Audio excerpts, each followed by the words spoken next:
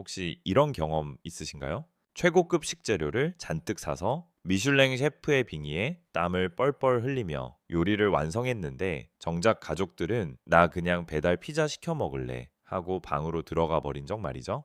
요리한 사람 입장에서는 내가 보기엔 완벽하고 영양가도 넘치는데 막상 그걸 소비해야 하는 사람은 전혀 원하지 않았던 겁니다. 우리 일상에서는 그저 한 끼 굶거나 툴툴대고 마는 해프닝으로 끝나겠지만요. 만약 전 세계 시장을 쥐락펴락하는 글로벌 대기업들이 수백억 수조 원의 돈을 쏟아부으며 똑같은 착각을 했다면 어떨까요? 글로벌 비즈니스 역사상 가장 흔하면서도 가장 치명적인 질병이 하나 있습니다. 바로 우리가 최고로 만들었으니 고객은 당연히 지갑을 열고 따라올 것이다 라는 공급자 중심의 오만함입니다. 압도적인 자본력, 천재적인 개발자들, 그리고 화려한 마케팅만 있으면은 소비자의 취향마저 강제로 통제할 수 있다라고 믿었던 거죠.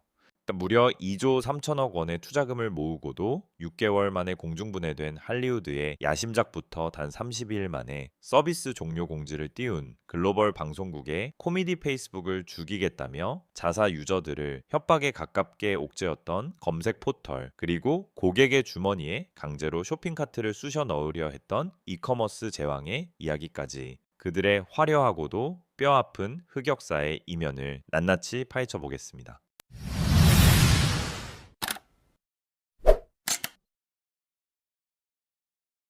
첫 번째 무대는 화려한 스포트라이트가 쏟아지는 할리우드입니다. 이름하야 퀴비 사태죠. 2020년 스마트폰에 최적화된 10분 내외의 짧은 영상, 이른바 숏폼 OTT를 표방하며 혜성처럼 등장했습니다. 이 프로젝트의 출발은 그야말로 블록버스터급이었습니다. 월트 디즈니 스튜디오를 이끌며 라이온 킹을 탄생시키고 드림웍스를 창업한 할리우드의 거물 제프리 카첸버그, 그리고 이베이와 HP의 CEO를 지내며 실리콘밸리의 여제로 불리던 매그 휘트먼이 손을 잡았거든요.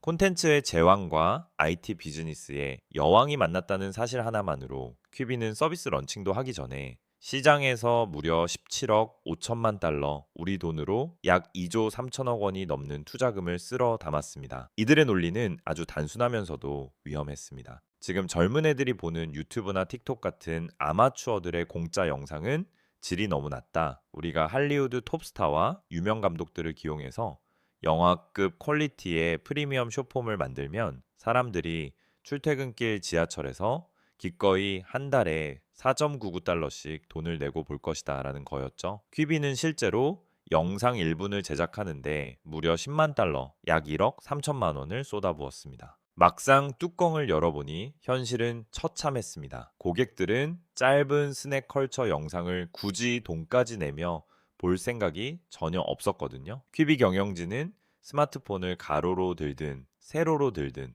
화면이 꽉 차게 자연스럽게 전환되는 턴스타일이라는 독자 기술에 엄청난 자부심을 가졌습니다. 기술적으로는 훌륭했지만 정작 유저들이 진정으로 원하는 본질은 아니었습니다. 더욱 치명적인 패착은 따로 있었습니다. 퀴비는 자신들의 값비싼 콘텐츠가 불법 복제되는 것을 막겠다며 앱 내에서 화면 캡처나 SNS 공유 기능을 완전히 차단해버렸습니다. 틱톡이나 인스타그램, 트위터에서 짤방으로 공유되고 밈으로 소비되며 입소문을 타야 하는 모바일 숏폼 생태계의 절대 법칙을 스스로 박살낸 겁니다. 사용자들이 자발적으로 홍보해 주겠다라는데도 그 입을 막아버린 미디어 비즈니스의 기본조차 망각한 기획이었죠. 출시 직후 코로나19 팬데믹이 터지면서 사람들의 출퇴근 시간이 사라진 것도 악재이긴 했습니다. 하지만 퀴비의 창업자 카첸버그는 끝까지 모든 것은 팬데믹 때문이다라며 시장 분석 실패를 인정하지 않았습니다. 똑같이 팬데믹을 겪은 틱톡이 어떻게 전 세계인들의 방구석을 집어삼키며 폭발적으로 성장했는지 생각해보면 고객이 숏폼에서 진정으로 원하는 게 무엇인지 이해하지 못했던 경영진의 핑계가 얼마나 옹색한지 알 수 있습니다. 결국 퀴비는 출범 단 6개월 만에 남은 투자금을 주주들에게 돌려주며 2조 3천억 원짜리 거대한 불꽃놀이를 비참하게 끝마치고 맙니다. 퀴비의 몰락이 할리우드의 낡은 환상이었다면 미디어 업계의 또 다른 거장 CNN이 보여준 모습은 어땠을까요? 퀴비가 6개월이나 버틴 게 대단해 보일 정도로 기네스북에 오를 만한 광속 폐업의 전설이 있습니다. 바로 2022년 3월에 출범한 CNN 플러스입니다. 당시 CNN 경영진은 넷플릭스나 디즈니 플러스가 스트리밍 시장에서 승승장구하는 것을 보며 깊은 착각에 빠졌습니다. 우리는 전 세계에서 가장 유명하고 신뢰받는 뉴스 브랜드다. 뉴스 매니아들을 위한 전용 유료 스트리밍 서비스를 만들면 무조건 대박이 날 것이다. 그들은 무려 3억 달러, 약 4천억 원에 달하는 예산을 초기 런칭에 쏟아부었습니다. 경쟁사의 유명 앵커들을 거액의 연봉으로 스카우트하며 화려하게 런칭 파티를 열었죠. 내부 경영 컨설팅 보고서에는 몇 년 안에 수백만 명의 유료 구독자를 모을 수 있다는 장밋빛 전망이 가득했습니다. 정말 믿기 힘든 황당한 코미디는 서비스의 본질에서 터졌습니다. 명색이 세계 최고의 뉴스 전문 스트리밍 서비스인데 정작 유저들은 여기서 실시간 속보를 볼 수가 이제 없었던 겁니다. 이유가 무엇이었을까요? CNN이 기존 케이블 TV 사업자들과 맺어둔 독점 송출 계약 때문이었습니다. 케이블 TV 회사들이 자체 앱에서 실시간 라이브 뉴스를 틀면 당장 케이블 채널에서 CNN을 빼버리겠다라고 압박한 거죠. 가장 핵심적인 상품인 속보를 팔 수 없게 된 CNN 플러스는 울며 겨자 먹기로 심층 인터뷰, 라이프스타일, 프로그램 요리쇼, 다큐멘터리 같은 콘텐츠들로 메인 화면을 채워야 했습니다. 소비자 입장에서 상식적으로 생각해 보세요. 당장 속보를 알고 싶어서 CNN이라는 브랜드를 찾는 건데 정작 라이브 뉴스는 볼 수 없다면 누가 굳이 한 달에 5.99달러를 내고 그 앱을 깔겠습니까? 결과는 경영진의 망상을 산산조각 내기에 충분했습니다. 출시 직후 하루 시청자 수는 1만 명도 차이 되지 않았습니다. 유튜브의 웬만한 개인 방송 채널보다도 못한 참혹한 성적표였죠. 마침 모회사인 워너미디어가 디스커버리와 합병하면서 새로 부임한 데이비드 자슬라브 CEO는 이 숫자를 보자마자 경악했습니다. 그는 더 이상 지켜볼 가치도 없다고 판단해 미련 없이 산소호흡기를 떼어버렸습니다. 그 결정이 내려지기까지 걸린 시간은 단 32일. 이름값과 자본력만 믿고 뛰어든 서비스의 최후는 시리도록 차가웠습니다. 미디어 제국들의 연이은 헛발질을 지켜보며 실리콘밸리의 IT 공룡들은 속으로 혀를 찼을지도 모릅니다. 하지만 뼈아픈 흑역사를 누구보다 길게 그리고 끈질기게 써 내려간 곳이 있었으니 바로 전 세계 인터넷 생태계를 지배하는 구글입니다. 구글은 2011년 당시 파죽지세로 전 세계를 집어삼키는 페이스북을 보며 엄청난 위기감에 시달리고 있었습니다. 사람들이 인터넷상에서 보내는 시간이 구글 검색창이 아닌 페이스북 타임라인으로 옮겨가고 있었으니까요. 당시 구글 경영진은 우리가 가진 압도적인 트래픽과 천재적인 엔지니어들을 갈아 넣으면 페이스북쯤은 단숨에 짓밟아 버릴 수 있다고 확신했습니다. 그렇게 사내의 에메랄드 C라는 비장한 이름의 프로젝트를 가동하고 전사적인 역량을 집중해 만든 SNS가 바로 구글 플러스입니다. 회사는 직원들의 인사고과와 연말 보너스까지 구글 플러스의 성공 여부와 연동시킬 정도로 강력하게 압박했습니다. 문제는 유저를 끌어모으는 구글의 방식이 폭력적일 만큼 오만했다는 데 있습니다. 세상 인터넷 사용자 대부분이 구글 검색과 유튜브, 지메일을 쓴다 그러니 이 필수 서비스들을 제대로 이용하려면 구글 플러스에 무조건 가입하고 활동하게 강제하자. 실제로 구글은 유튜브에서 평범하게 댓글을 달려는 유저들에게 구글 플러스 실명 계정을 강제로 연동하도록 만들었습니다. 유튜브 생태계가 발칵 뒤집혔고 수많은 유명 유튜버와 크리에이터들이 나서서 구글의 강압적인 정책을 비판하는 영상을 올릴 정도로 거센 반발이 일어났지만 구글 경영진은 눈도 깜짝하지 않았습니다. 유저 경험 측면에서도 최악의 선택을 했습니다. 구글 플러스가 페이스북을 이기겠다며 내세운 핵심 기능은 서클이었습니다. 가족, 직장 동료, 대학 동기 등 인맥을 세분화해서 각 그룹에 맞는 글을 따로 올릴 수 있게 해주는 기능이었죠. 엔지니어들의 머릿속에서는 완벽하고 논리적인 구조였지만 일반 사용자 입장에선 너무나 피곤하고 복잡한 시스템이었습니다. 사람들은 퇴근 후 소파에 누워 그냥 맛있는 거 먹은 사진 올리고 이 고양이 영상 보면서 가볍게 떠들고 싶었을 뿐인데 구글은 개인의 인간관계를 마치 엑셀 데이터베이스 정리하듯 완벽하게 분류하라고 강요한 겁니다. 결국 구글 플러스는 유튜브나 지메일 때문에 억지로 가입한 가입자 수만 수억 명일 뿐 아무도 자발적으로 글을 쓰지 않는 거대한 유령 도시가 되어버렸습니다. 가입자 통계라는 헛된 숫자 뒤에 숨어 좀비처럼 버티던 이 서비스는 2018년 수십만 명의 개인정보가 유출될 수 있는 치명적인 API 보안 취약점 사건이 내부에서 터지면서 마침표를 찍게 됩니다. 구글은 규제 당국의 철퇴와 언론의 비판이 두려워 이 결함을 몰래 숨기고 있다가 폭로되었고 결국 이를 핑계 삼아 구글 플러스를 역사 속으로 폐기 처분했습니다. 사용자의 자발적인 소통이라는 SNS의 본질을 무시하고 거대 IT 기업의 생태계 논리만 강요한 비싼 대가였습니다. 지금까지의 사례들이 소프트웨어나 콘텐츠의 실패였다면 마지막으로 살펴볼 곳은 만질 수 있는 실물 기기 하드웨어 시장에서 벌어진 촌극입니다. 바로 이커머스의 절대 제왕 아마존의 이야기죠.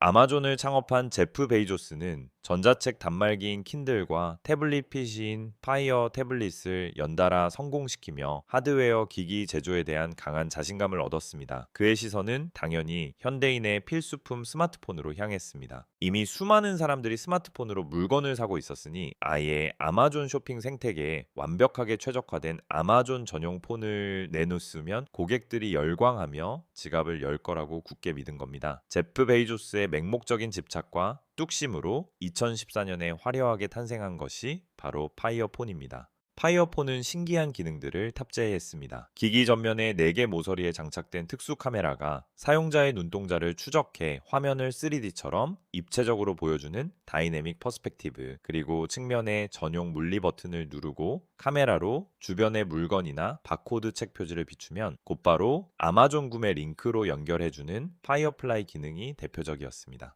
그런데 소비자의 관점에서 이 기기를 냉정하게 뜯어보면 황당하기 그지없었습니다. 다이내믹 퍼스펙티브는 처음 몇 분 동안 신기할 뿐인 눈속임 장난감에 불과했고 4개의 카메라가 상시 작동하다 보니 배터리만 미친 듯이 갉아먹었습니다. 파이어플라이 기능은 대놓고 우리 아마존에서 물건을 많이 사세요 라고 외치는 노골적인 바코드 스캐너였죠. 사실상 고객의 주머니 속에 아마존의 거대한 모바일 쇼핑 카트를 강제로 쑤셔 넣기 위해 만든 폰이었습니다. 가장 큰 문제는 황당한 가격 정책과 오만한 플랫폼 전략이었습니다. 이 본인들의 매출을 올려줄 쇼핑카트 역할을 하는 기기라면은 파격적인 할인 가이드 팔거나 무료로 뿌려도 모자랄 판에 아마존은 당시 최고급 프리미엄 기종이었던 아이폰이나 갤럭시 시리즈와 똑같은 통신사 2년 약정 기준 $199의 가격표를 붙였습니다. 게다가 안드로이드 운영체제를 자신들 입맛대로 변형한 파이어OS를 탑재하는 바람에 전 세계 스마트폰 유저들의 필수품인 구글 플레이 스토어를 아예 지원하지 않았습니다. 구글 맵스도 유튜브 앱도 지메일 앱도 깔 수 없었죠. 고객 입장에서는 내 생돈 주고 최고급 아이폰과 똑같은 돈을 냈는데 구글 지도도 못 보고 유튜브도 못 보면서 할 수 있는 거라곤 아마존에서 돈 쓰는 것밖에 없네? 라는 어처구니 없는 결론에 도달하게 됩니다. 혁신으로 포장했지만 그 속내에 깔린 노골적인 상수를 똑똑한 소비자들이 모를 리 없었습니다. 시장의 반응은 냉혹했습니다. 파이어폰은 출시 직후부터 악성 재고로 창고에 산더미처럼 쌓이기 시작했고 아마존은 창고 비용이라도 건지기 위해 가격을 99센트까지 후려쳤지만 아무도 거들떠보지 않았습니다. 결국 아마존은 불과 1년여 만에 1억 7천만 달러, 우리 돈으로 2천억 원이 넘는 재고 손실을 장부에 기록하며 하드웨어 개발 인력을 대거 해고하고 스마트폰 시장에서 영영 철수하게 됩니다. 지금까지 짚어본 4개 글로벌 기업들의 이야기, QBCNN 플러스 구글 플러스 파이어폰의 뼈아픈 사례들은 경영학적으로 아주 묵직하고도 날카로운 인사이트를 던집니다. 기업이 아무리 위대한 기술력을 가졌고 천문학적인 자본과 훌륭한 인재들을 갈아 넣더라도 그 제품의 출발점이 고객의 진짜 불편함을 해결하는 것이 아니라면 어떻게 될까요? 고객의 니즈를 무시한 채 기업 자신의 이기적인 욕망과 내부의 정치적 논리를 채우기 위해 시장을 통제하려 든다면 그 결과는 자본의 소각과 브랜드 가치의 훼손이라는 참혹한 결말로 돌아온다는 사실입니다. 우리가 이토록 훌륭한 기술로 프리미엄하게 만들었으니 너희 소비자들은 그저 감탄하며 따라오고 돈이나 내면 되라는 오만한 태도는 정보가 넘쳐나고 선택지가 무한한 현대의 똑똑한 시장에서는 더 이상 통용되지 않습니다. 오히려 고객은 자신을 돈줄이나 트래픽의 수단으로만 대하는 기업의 의도를 귀신같이 알아채고 가차없이 등을 돌려버리죠. 하지만 이 거대하고도 부끄러운 실패들은 IT와 미디어 산업 생태계 전체에 강력하고 유의미한 예방주사가 되었습니다. 넷플릭스나 디즈니를 비롯한 스트리밍 기업들은 유명 스타와 제작비만 쏟아부으면 사람들이 구독할 거라는 헛된 환상에서 벗어나 철저한 데이터 기반으로 고객이 실제로 끝까지 시청하는 킬러 콘텐츠에 집중하게 되었습니다. 거대 테크 기업들 역시 자사 생태계를 무리하게 강요하며 사용자 경험을 해치는 독단적인 행위가 얼마나 어마어마한 비용 청구서로 돌아오는지 뼈저리게 학습했습니다. 비즈니스의 세계에서 실패는 언제나 뼈 아프고 수치스럽습니다. 하지만 그 실패의 폐허 속에서 우리가 무엇을 착각했는가를 인정하고 소비자가 진정으로 원하는 본질적인 가치의 방향을 다시 찾아내는 과정이야말로 비즈니스가 진화하는 가장 역동적인 묘미가 아닐까요?